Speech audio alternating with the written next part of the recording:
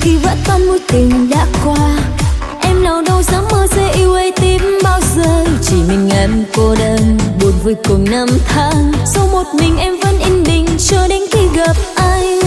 Nhưng rồi khi gặp anh mới hay biết mình đã yêu.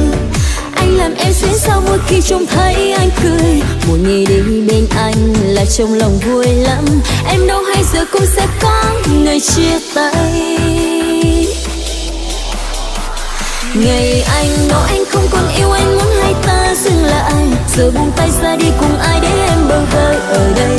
Dù cho em có rất nước mắt em có nói biết bao lời. Anh đi rồi có biết ở đây em sẽ mãi mãi không vui. Ngoài kia đến bao nhiêu người mong chiếm lấy tim em một lần. Tròn yêu anh nhưng không ngờ em gánh lấy bao nhiêu khổ đau. Tròn yêu anh đã khi nước mắt em sẽ rất suốt đêm dài.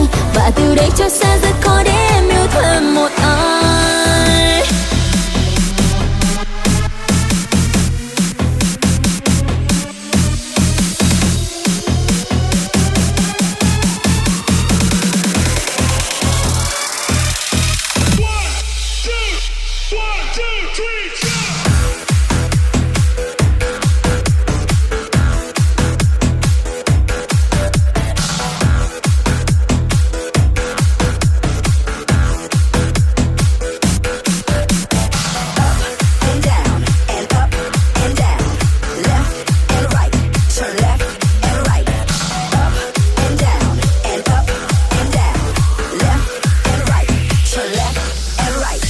Đã từ lâu từ khi vỡ tan mối tình đã qua.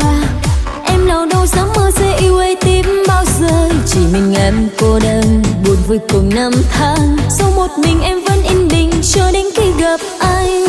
Nhưng rồi khi gặp anh mới hay biết mình đã yêu. Anh làm em xuyến sao mỗi khi trông thấy anh cười. Mỗi ngày đi bên anh là trong lòng vui lắm. Em đâu hay giờ cũng sẽ có ngày chia tay. Ngày anh nói anh không còn yêu anh muốn hai ta dừng lại. Giờ buông tay ra đi cùng ai để em bơ vơ ở đây. Dù cho em có rất nước mắt em có nói